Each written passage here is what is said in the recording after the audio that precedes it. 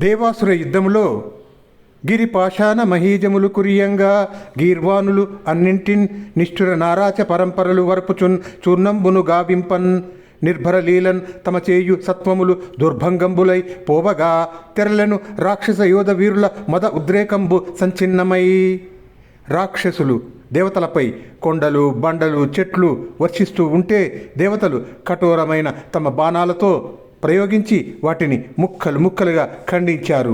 ఈ విధంగా తమ బల ప్రయోగాలన్నీ భగ్నం కాగా రాక్షస సేనా నాయకులు మదోద్రేకంతో మరింతగా చెలరేగారు.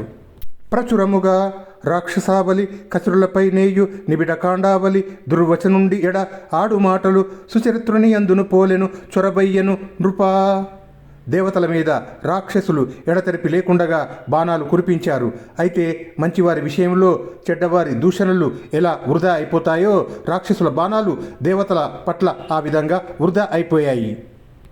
ఆ సమయంలో మళ్ళీ దేవతలు దానవుల మీద విరామం లేకుండా శస్త్రాలు అస్త్రాలు ప్రయోగించారు.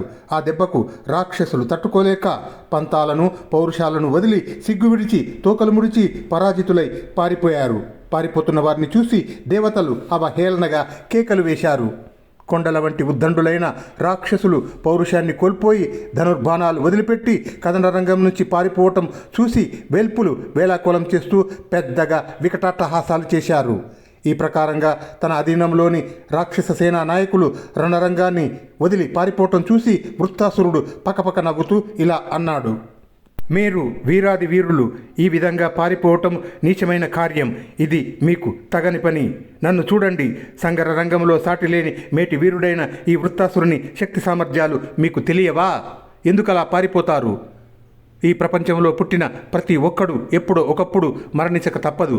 కానీ రెండు రకాలైన చావులే ఉత్తమము. ఒకటి యుద్ధభూమిలో, రెండవది యోగ మార్గంలో. ఈ రెండూ కాకుండా ఇంకో విధంగా చస్తే ఆ చావు చావటం నీచాతి నీచం అని వారితో అని వృత్తాసురుడు దేవతలను ఉద్దేశించి, ఓరి, మీకు 4 కాలాల పాటు స్వర్గంలో సుఖంగా జీవించాలని కోరిక లేకపోతే రండి, నా ముందుకు వచ్చి నిలబడండి, నన్ను ఎదుర్కొనండి అంటూ కల్పాంతకాల మేఘంలాగా గంభీర కంఠస్వరంతో కఠోరంగా గర్జించాడు.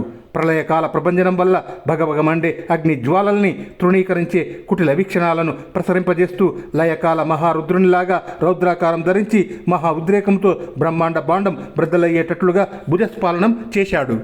ఈ విధంగా వృత్తాసురుడు భుజాన్ని చెరిచి పెద్దగా అరవడంతో ఆ ధ్వనికి లోకాలన్నీ చికాకు పడ్డాయి. సూర్యచంద్రులు అస్తమించారు. పర్వతాలు ఊగిసలాడాయి. ఆకాశం బ్రద్దలైంది.